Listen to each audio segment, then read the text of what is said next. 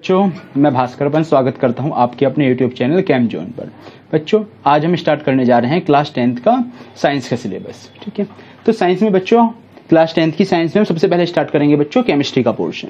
ठीक है बच्चों, केमिस्ट्री में सबसे पहले जानो कि केमिस्ट्री बच्चों होती क्या है। केमिस्ट्री समझते क्या है बच्चों आप? केमिस्ट्री क्या है?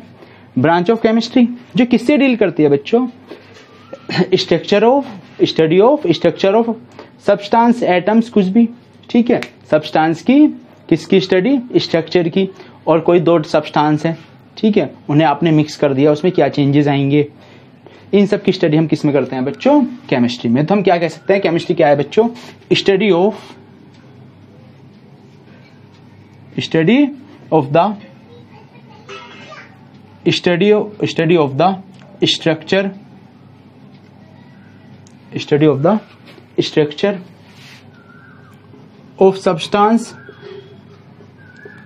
Of substance, and what happens when they placed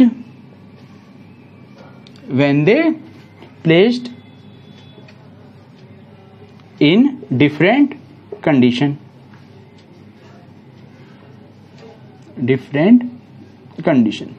बच्चों डिफरेंट कंडीशन से कैसे, इसको समझो। जो आपका आप सोडियम सुना होगा, काफी ज्यादा रिएक्टिव मेटल है, इसे हम काय में रखते हैं? केरोसिन ऑयल में। अगर मैं इसे केरोसिन ऑयल से निकाल के वाटर में रख दूं तो ये क्या करता है? जलने लग जाता है। तो भाई हमने सोडियम क्या रखा? अलग अलग कंडीशन में। एक कंडीशन में केरोसिन में रखा तो उसके साथ उसकी रिएक्टिविटी अलग थी, वो अलग तरीके से बिहेव कर रहा था। लेकिन अगर उसी को मैंने किस में रख दिया? वाटर में, तो वाटर के साथ अलग तरीके से बिहेव कर रहा था। तो किसकी? डिफरेंट कंडीशंस में किसी सब्सटेंस की स्टडी। ठीक है, या हम और क्या कर सकते हैं? और व्हेन टू सब्सटेंस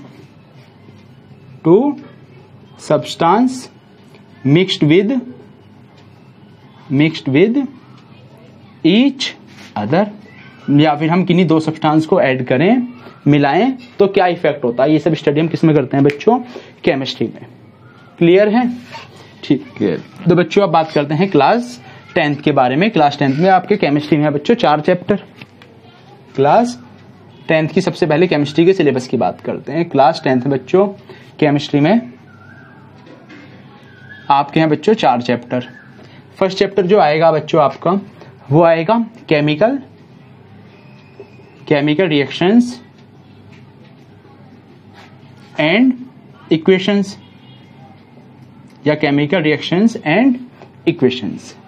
यह है आपका चैप्टर नंबर फर्स्ट। इसमें हम बात करेंगे बच्चों केमिकल चेंज के बारे में, केमिकल चेंज क्या होता है, फिजिकल चेंज क्या होता है, इस सब की स्टडी हम किस में करने वाले हैं? चैप्टर नंबर 1 में। अब बात करते हैं बच्चों चैप्टर नंबर 2 की। बच्चों चैप्टर नंबर 2 है एसिड्स, बेस एंड साल्ट।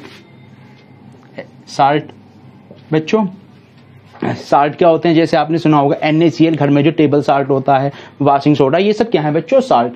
इन सब की स्टडी हम किस में करेंगे? चैप्टर नंबर 2 में। बात करते हैं चैप्टर नंबर 3। बच्चों चैप्टर नंबर 3 है आपका मेटल्स एंड नॉन मेटल्स। अब बच्चों मेटल नॉन मेटल क्या होते हैं, इसका ब्रीफ डिटेल में एक्सप्लेनेशन हम किस में करेंगे? चैप्टर नंबर 3 में। भी जनरली समझ लो मेटल क्या होता है। जैसे आयरन है घर में, लोहे की रोड है, कुछ है, ये सब क्या होते हैं बच्चों? मेटल्स। बाकी कार्बन जो ये ऑक्सीजन गैस है, ये सब क्या होते हैं बच्चों? Non metals. इन सब की स्टडी हम किस में करेंगे? चैप्टर नंबर 3 में। अब बात करते हैं बच्चों चैप्टर नंबर 4। बच्चों चैप्टर नंबर 4 क्या है आपका? कार्बन एंड इट्स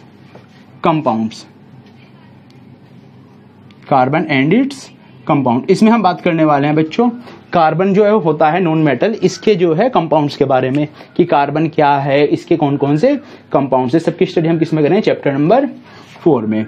और बच्चों चैप्टर नंबर 5 जो है वो है आपका पीरियोडिक क्लासिफिकेशन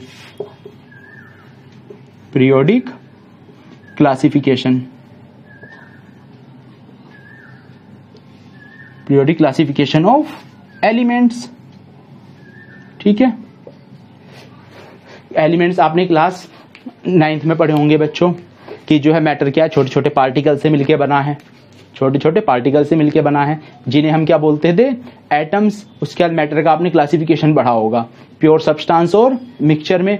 प्योर सब्सटेंस में कंपोजिशन क्या होता था बच्चों, फिक्स। ठीक है, प्योर सब्सटेंस में भी दो टाइप के थे, एलिमेंट और कंपाउंड। तो बच्चों एलिमेंट क्या थे, जो सेम टाइप ऑफ एटम्स के से मिलके बनते हैं, वो सब क्या थे, एलिमेंट्स। तो बच्चों क्लास 10th में केमिस्ट्री में आपके 5 चैप्टर्स, ये जो 5 चैप्टर्स हैं बच्चों, ये पूरे आते हैं आपके पेपर में 25 मार्क्स के। कितने मार्क्स के बच्चों, 25 मार्क्स का आपका केमिस्ट्री का पोर्शन है। तो बच्चों आज हम स्टार्ट करने वाले हैं chapter number 1, chemical reactions and equations. ठीक है, तो आज स्टार्ट करते हैं चैप्टर 1, जो कि है हमारा chapter number 1, chemical reactions and equations.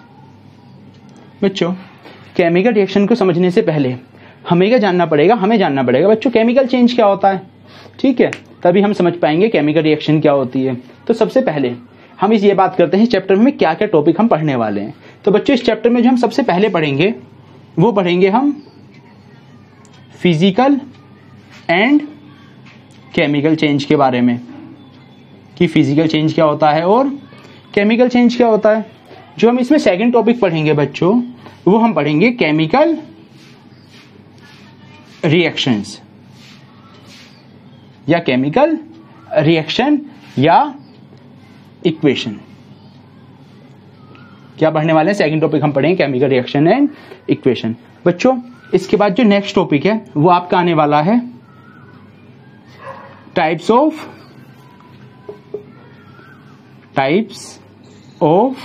Chemical reaction, कि केमिकल रिएक्शन कितने टाइप्स की होती है। वो आएगा किसका बच्चों, आपका इसमें डिफरेंट टाइप की केमिकल रिएक्शंस होती हैं बच्चों। डीकम्पोजिशन होती है, कॉम्बिनेशन होती है, डबल डिस्प्लेसमेंट, वो सारी टाइप्स की रिएक्शन हम किसमें पढ़ेंगे, इस वाले टॉपिक में। नेक्स्ट जो टॉपिक है बच्चों वो है आपका ऑक्सीडेशन एंड रिडक्शन, ऑक्सीडेशन और रिडक्शन। ठीक है बच्चों, यही मेन टॉपिक है जो इस चैप्टर में हमें पढ़ने हैं। एक टॉपिक और आएगा लास्ट में, वो ऑक्सीडेशन रिडक्शन के बाद आएगा रेंसिडिटी और कोरिजन के बारे में, जो आपने पढ़ा होगा लोहे में जंग लग जाता है रखे रखे। वो सब चीजें हम किस में पढ़ेंगे, ऑक्सीडेशन में। क्लियर है। तो बच्चों आज का सबसे पहला टॉपिक पढ़ते हैं हम physical change and chemical change के बारे में। ठीक है बच्चों, इधर मैं कर देता हूं क्या, फिजिकल चेंज, और उस तरफ कर देता हूं केमिकल चेंज। चलो शुरू करते हैं। इधर हम बात करते हैं फिजिकल चेंज क्या होते हैं, और इधर बात करेंगे हम केमिकल चेंज के बारे में। ठीक है बच्चों, आपने वाटर तो सबकी ने देखा ही होगा। हम वाटर को बॉईल करते हैं, क्या करते हैं, बॉईल करते हैं। वो किस में कन्वर्ट हो जाता है, वेपर में, या फिर वाटर को हम जो फ्रीजर में रख देते हैं वो किस में कन्वर्ट हो जाता है बच्चों, सॉलिड में। इसमें क्या चेंज हुई, उसकी स्टेट क्या चेंज हुई बच्चों, उसकी फिजिकल प्रॉपर्टीज चेंज हुई, उसकी स्टेट चेंज हो गई। बट जो क्या चीज चेंज नहीं हुई, उसका कंपोजिशन। वाटर को आप वेपर फॉर्म में देखो तब भी H2O, सॉलिड फॉर्म में आइस फॉर्म में देखो तब भी H2O। तो बच्चों ये क्या हुआ, एक फिजिकल चेंज। क्या हुआ, फिजिकल चेंज। तो बच्चों बात करते हैं सबसे पहला पॉइंट। बच्चों फिजिकल चेंज क्या होते हैं, ये होते हैं टेम्परेरी चेंज। क्या होते हैं बच्चों, टेम्परेरी चेंज। और जबकि केमिकल चेंज क्या होते हैं, परमानेंट। बच्चों फिजिकल चेंज क्या होते हैं बच्चों, टेम्परेरी, जबकि केमिकल चेंज क्या होते हैं बच्चों, परमानेंट। फिजिकल चेंज टेम्परेरी होते हैं, मतलब कुछ टाइम के उसके बाद जो क्या हो जाते हैं, खत्म। अब बात करते हैं सेकंड पॉइंट। बच्चों जैसा कि भी मैंने आपसे बात करी, वाटर का वेपर में कन्वर्ट होना है, आइस में कन्वर्ट होना, क्या है, एक फिजिकल चेंज। उसमें कंपोजिशन चेंज नहीं होता। तो फिजिकल चेंज में क्या होता है, सेम कंपोजिशन। कंपोजिशन क्या रहता है बच्चों, unchanged. Composition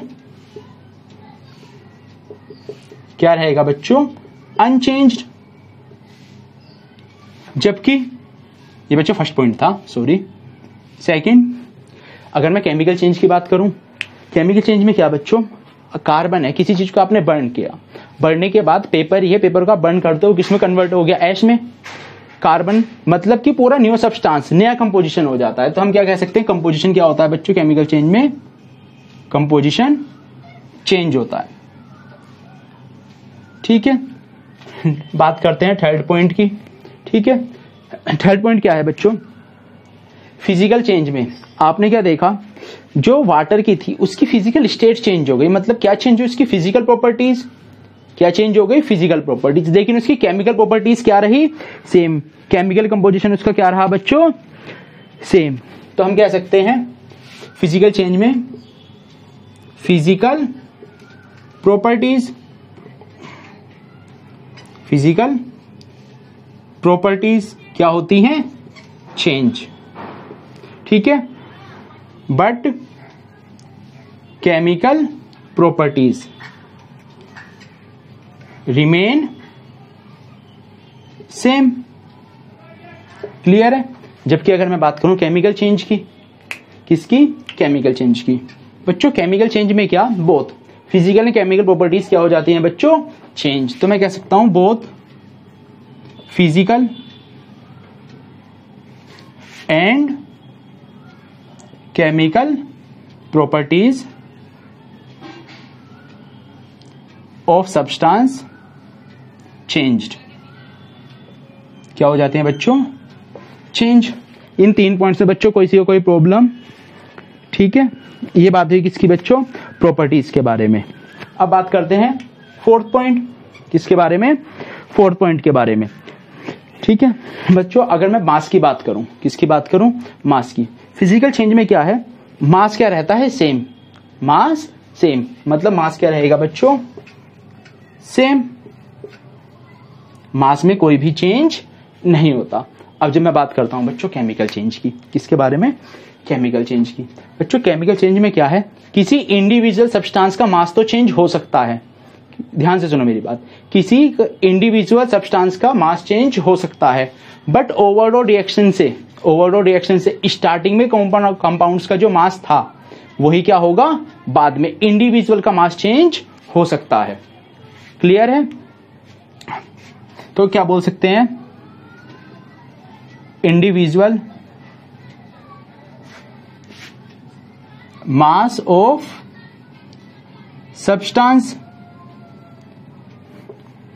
substance change, but total mass of reactant and product remain same. ठीक है, इस बात को बच्चों मैं भी समझाता हूं। ठीक है, एक रिएक्शन देखते हैं जो हमने जनरली पढ़ी हुई है, कोई वैसी रिएक्शन लेते हैं। मैं ऐसी बोल देता हूं बच्चों, N2 प्लस H2 मिलके क्या बनाते हैं बच्चों, ये बनाते हैं अमोनिया। क्लियर है, क्या बनाते हैं बच्चों, अमोनिया। नाइट्रोजन यहां 2 थे, मैंने यहां 2 कर दिए। हाइड्रोजन बच्चों यहां आएंगे 3, क्या आएंगे 3। बच्चों यहां नाइट्रोजन का मास कितना है, एक नाइट्रोजन का होता है बच्चों, आपने क्लास 9th में पढ़ा होगा 14। 2 नाइट्रोजन का कितना होगा, 2 × 14 दैट इज 28 ग्राम। ठीक है, एक हाइड्रोजन का कितना होता है बच्चों 1, यहां हाइड्रोजन कितने हैं 6, तो कितना होने वाला है बच्चों 6 ग्राम। ठीक है, मैं यहां निकालता हूं। नाइट्रोजन का कितना होगा बच्चों 14, हाइड्रोजन का कितना 3, 14 और 3 17, 17 2 जा 34 ग्राम, और यहां भी बच्चों कितना होगा 34 ग्राम। लेकिन अगर मैं यहां पे बात करूं बच्चों, नाइट्रोजन का जो इंडिविजुअल मास था, नाइट्रोजन तो रिएक्शन में खत्म हो गया, तो नाइट्रोजन का इंडिविजुअल मास तो क्या हो गया, चेंज। बट जो टोटल मास है रिएक्टेंट का और टोटल मास है प्रोडक्ट का, वो क्या रहा आपका, सेम। ठीक है बच्चों, यहां तक कोई दिक्कत। चलो बच्चों नेक्स्ट 5th पॉइंट के बारे में बात करते हैं। ठीक है, नेक्स्ट पॉइंट है 5th, जो होते हैं आपके फिजिकल चेंज, ये होते हैं रिवर्सिबल। आपने पेपर को फोल्ड किया, आपने पेपर को ओपन करके फिर पहले जैसा कर दिया, तो बच्चों क्या होते हैं ये, रिवर्सिबल।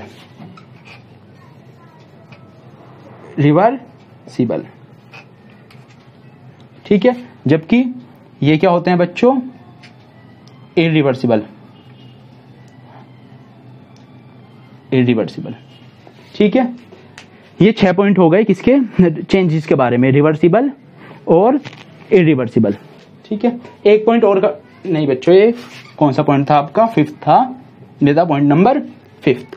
एक पॉइंट की और बात कर लेते हैं बच्चों, 6th।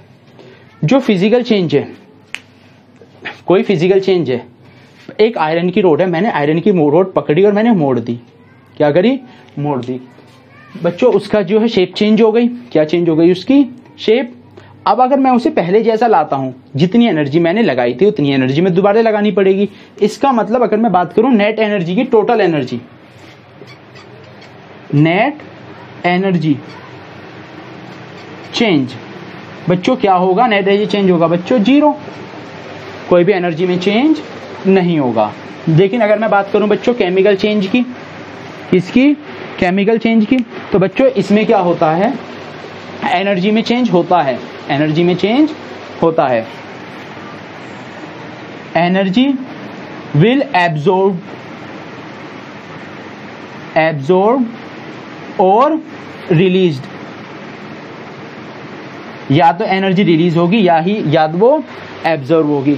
बच्चों जिन रिएक्शन में एनर्जी होती हो एब्जॉर्ब, क्या होती हो, एब्जॉर्ब होने का मतलब एनर्जी कंज्यूम हो गई, इन रिएक्शंस को हम बोलते हैं बच्चों एंडोथर्मिक, एंडोथर्मिक रिएक्शन। जबकि जिनमें रिलीज होती है बच्चों इन्हें हम बोलते हैं एक्सोथर्मिक रिएक्शन। ठीक है, ये कुछ पॉइंट्स थे बच्चों, इन्हें उतार लो। ठीक है, 7 पॉइंट्स हो गए, और कोई पॉइंट्स की जरूरत नहीं है। और अगर पॉइंट बनाना चाहो तो आप बना सकते हो, जैसे कि फिजिकल चेंज में नो न्यू सब्सटेंस फॉर्म, क्या बोल सकते हैं हम, no new substance is form. जबकि केमिकल चेंज में मैं क्या बोल सकता हूँ, न्यू सब्सटेंस फॉर्म होता है। ठीक है, तो नोट डाउन कर लो बच्चों, ये बात हुई किसकी, फिजिकल और केमिकल चेंज के बारे में। ठीक है, इसके बाद बच्चों नेक्स्ट टॉपिक था हमारा केमिकल रिएक्शन। क्या था, केमिकल रिएक्शन। ये 6 पॉइंट हो गए थे बच्चों, कितने हो गए थे, 6 पॉइंट। ठीक है, अगर और पॉइंट लिखना चाहो तो मैं लिखवा देता हूं, 2 पॉइंट और लिखवा देता हूं, लिखना चाहो लिख लो। चलो बता देता हूं, 6 पॉइंट हो गए थे बच्चों। 7 पॉइंट क्या बताना चाहो तो बता दो। इधर फिजिकल चल रहा था बच्चों, फिजिकल, यहां क्या चल रहा था बच्चों, केमिकल चेंज। 7 पॉइंट बच्चों, फिजिकल सब्सटेंस में क्या है, no new substances form, no new substance form, कोई भी नया सब्सटेंस नहीं बनता। जबकि केमिकल चेंज में क्या कह सकते हैं हम, न्यू सब्सटेंस इज फॉर्म, कोई ना कोई नया सब्सटेंस बनेगा। और क्या पॉइंट बता सकते हैं बच्चों, 8 पॉइंट लिखना चाहो 8 पॉइंट और लिख लो। बात करते हैं एग्जाम्पल की, किसकी, एग्जाम्पल की।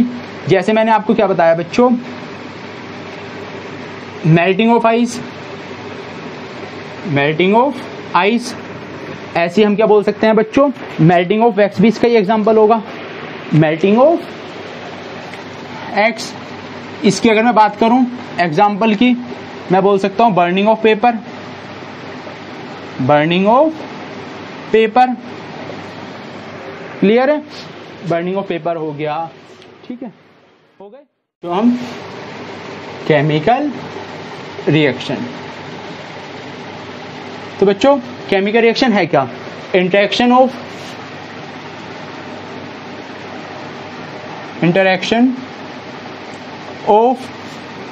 One substance, interaction of one substance with another substance, with another substance to form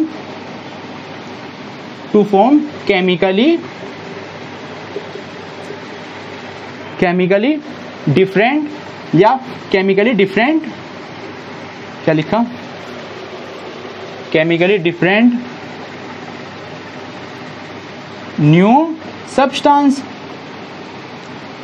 clear है बच्चों, केमिकल रिएक्शन क्या है, interaction of one substance with another substance to form chemically different new substance. Clear है बच्चों यहाँ तक? अब इसके बाद बात करते हैं बच्चों केमिकल रिएक्शन के बाद केमिकल इक्वेशन के बारे में। इसके बारे में केमिकल इक्वेशन। केमिकल इक्वेशन क्या होती है बच्चों? जो भी जहां भी कोई केमिकल रिएक्शन हो रही है उसे सिंबल्स की फॉर्म में या केमिकल फॉर्मूले की फॉर्म में रिप्रेजेंट करना ही केमिकल इक्वेशन कहलाती है। तो मैं क्या बोल सकता हूं बच्चों सिंपल वर्ड्स में? रिप्रेजेंटेशन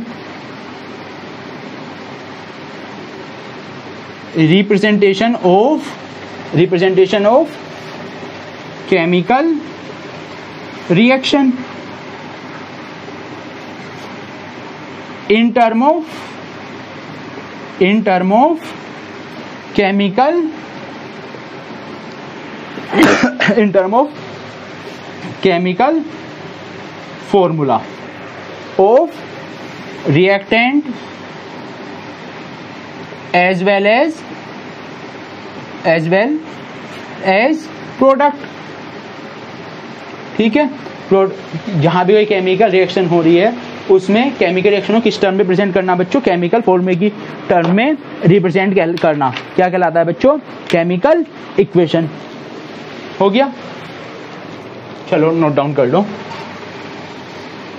इसकी, या आप वीडियो को पॉज करके बच्चों स्क्रीनशॉट ले लिया करो और नोट्स जरूर बनाओ। ठीक है, और एनसीईआरटी तो जरूर पढ़ो, बिना एनसीईआरटी के कुछ नहीं। अगर अच्छे मार्क्स लाने हैं एनसीईआरटी जरूर पढ़ो। ठीक है, अब बात करते हैं बच्चों केमिकल इक्वेशन को रिप्रेजेंट करने की कुछ कंडीशंस हैं। क्या बात कर रहे हैं हम? कंडीशंस टू रिप्रेजेंट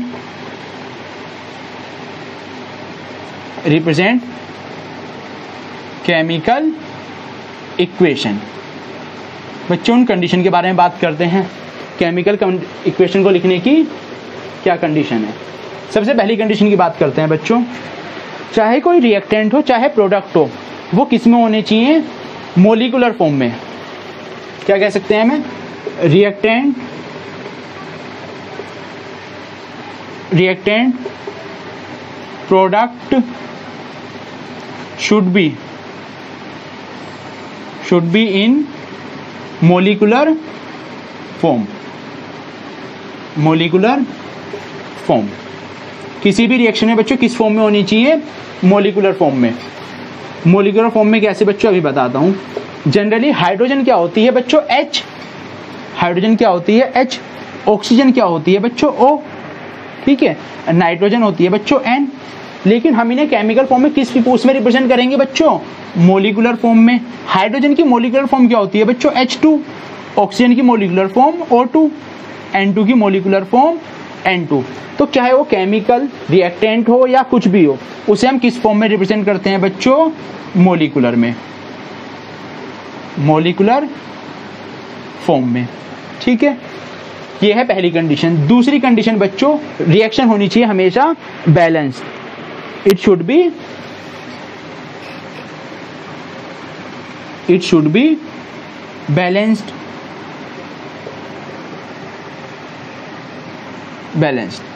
अब बच्चों ये बात आती है, रिएक्शन बैलेंस क्यों होनी चाहिए?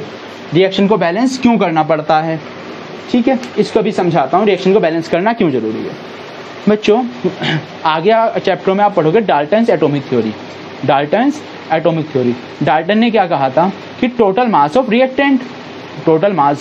रिएक्टेंट हमेशा बराबर होता है टोटल मास ऑफ प्रोडक्ट के। तो अगर मैं उसे बैलेंस नहीं करूंगा तो मेरा total mass of reactant total mass of product के बराबर नहीं आएगा।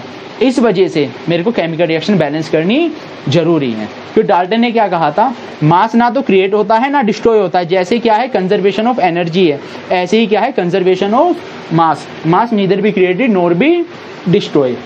एग्जाम्पल देखो बच्चों, एग्जाम्पल लेते हैं अभी वाले, N2 plus H2 gives NH3।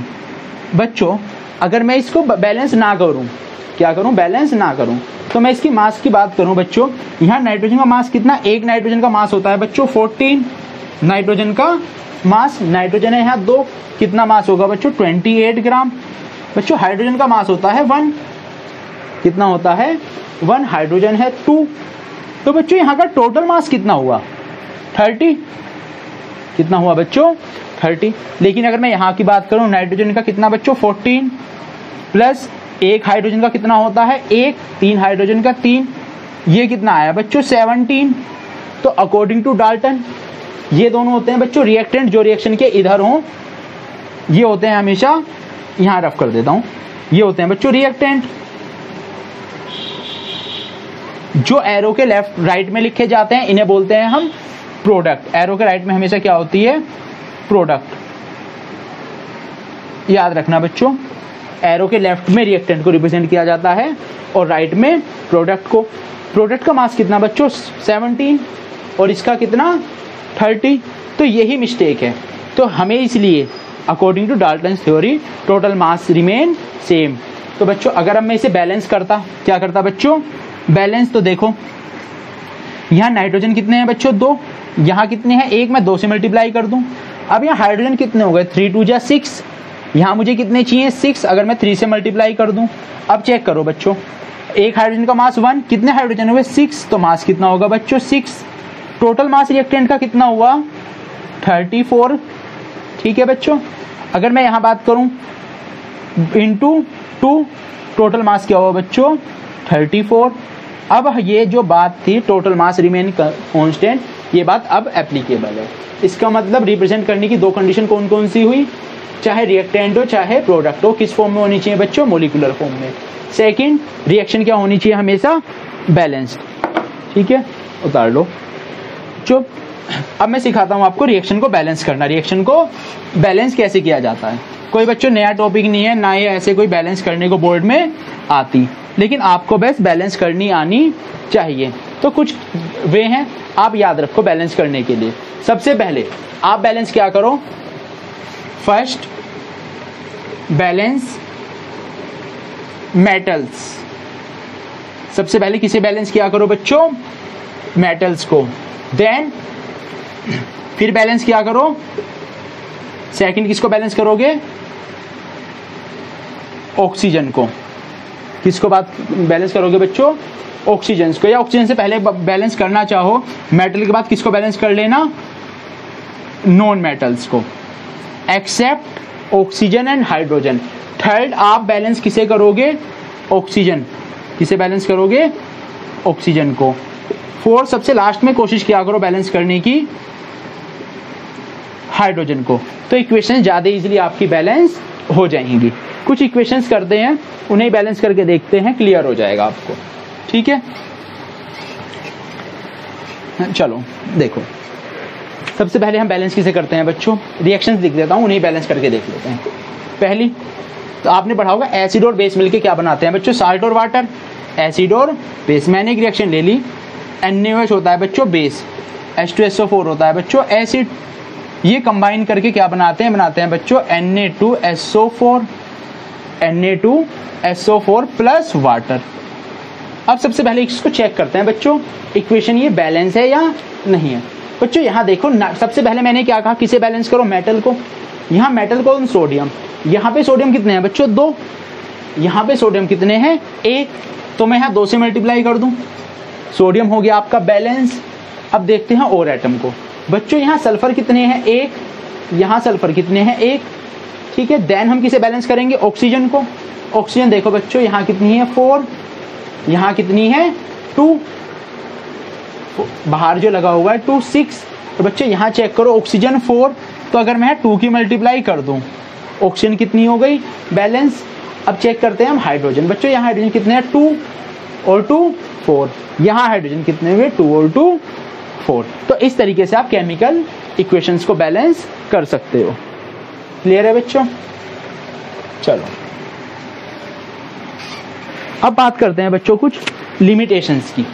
इसकी लिमिटेशंस, किसकी लिमिटेशंस केमिकल इक्वेशन की लिमिटेशंस। बच्चों केमिकल इक्वेशन की लिमिटेशन क्या है, जो रिएक्टेंट है केमिकल इक्वेशन ये नहीं बताती थी कि उसका जो है स्टेट क्या है, वो सॉलिड में है, लिक्विड में है या गैस में, एक्वस में है या किस फॉर्म में है। बाकी कुछ रिएक्शंस कुछ स्पेसिफिक कंडीशन पे ही होती हैं, उसके बारे में कुछ नहीं बताते। रिएक्शंस स्पेसिफिक टेम्परेचर पे होती हैं, उसके बारे में भी कुछ भी नहीं बताया जाता। तो उसके लिए क्या किया केमिकल इक्वेशंस में क्या किया गया है मॉडिफिकेशन। क्या किया गया है बच्चों modification. Modification in chemical equation. बच्चों क्या मॉडिफिकेशन किया गया है समझो। सबसे पहले अगर मैं बात करूं स्टेट की, किसकी बात करूं? स्टेट की। तो जो भी मेटल है, कोई भी मेटल, मैं मेटल को रिप्रेजेंट कर देता हूं एम से। किससे? एम से। बच्चों अगर वो सॉलिड स्टेट में है तो उसके ब्रैकेट में मेंशन कर दिया जाता है एस, ठीक है। सिमिलरली अगर वो किसी स्टेट में है लिक्विड में तो क्या मेंशन कर दिया जाता है? लिक्विड में, ठीक है। ऐसे ही अगर उसकी जो भी स्टेट है, अगर वो गैस में है तो किस में रिप्रेजेंट कर दिया जाता है? गैस से। क्लियर है? सेकंड, अगर बात हो प्रेसिपिटेशन की, तो बच्चों प्रेसिपिटेशन को डिनोट किया जाता है नीचे एरो से। जहां पे भी किसी का प्रेसिपिटेट बन रहा होगा तो उसको कैसे मेंशन कर देते हैं बच्चों? नीचे एरो करके। इससे हम क्या रिप्रेजेंट करते हैं बच्चों? प्रेसिपिटेशन को। नेक्स्ट बात करते हैं थर्ड। बच्चों अगर किसी रिएक्शन में एनर्जी का चेंज है, तो कैसे दिखाते हैं बच्चों? इधर क्या होते हैं? रिएक्टेंट, ठीक है। इधर क्या बनती है? प्रोडक्ट। क्या बनती है? प्रोडक्ट। बच्चों अगर कोई रिएक्शन है एक्सोथर्मिक तो हम यहां क्या मेंशन कर देते हैं? Plus energy. किस केस में? एक्सोथर्मिक के लिए। किसके लिए बच्चों? एक्सोथर्मिक के लिए। सिमिलरली अगर वो कैसी हुई? Endothermic reaction. अगर कैसी हुई? एक्सोथर्मिक, तो हम क्या करते हैं बच्चों? प्रोडक्ट। यहां हम काय में मेंशन कर देते हैं बच्चों? माइनस फॉर्म में एनर्जी। ये किसके लिए बच्चों? एंडोथर्मिक रिएक्शन के लिए, ठीक है। ये कुछ मॉडिफिकेशंस थे जो किए गए हैं। इसके अलावा कोई रिएक्शन जो रिवर्सिबल होती है क्या बच्चों? क्या होती है? For reversible reaction, for reversible reaction. जहां कहीं भी कोई रिवर्सिबल रिएक्शन होगी तो रिवर्सिबल रिएक्शन को हम किससे डिनोट करते हैं बच्चों? Both side arrow. कैसे डिनोट करेंगे बच्चों रिवर्सिबल रिएक्शन को? Both side arrow. और बात करते हैं बच्चों जो स्पेसिफिक कंडीशंस हैं। किसकी बात कर रहा हूं? Specific conditions. स्पेसिफिक कंडीशंस उन्हें मेंशन करना पड़ेगा। किसके बच्चों? एरो के ऊपर मेंशन। अबोव और बिलो एरो।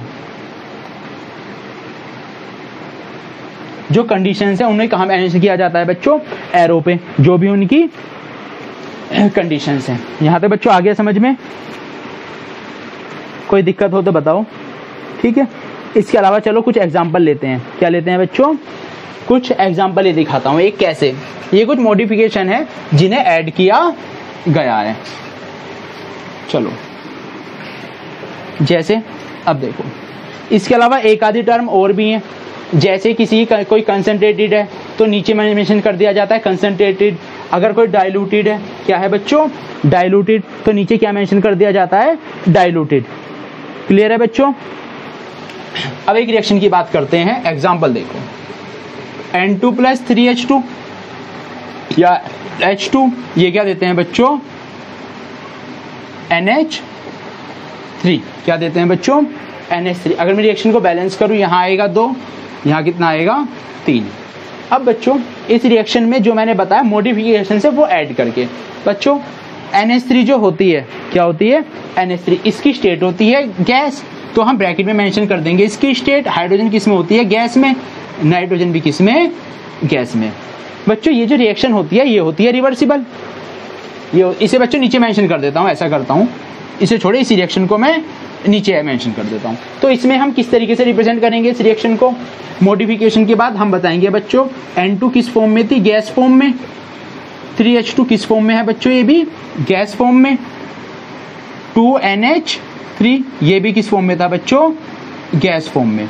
बच्चों आप गैस फॉर्म को, गैस को ऊपर एरो देके भी मेंशन कर सकते हो, ऊपर एरो से भी मेंशन करी जा सकती है।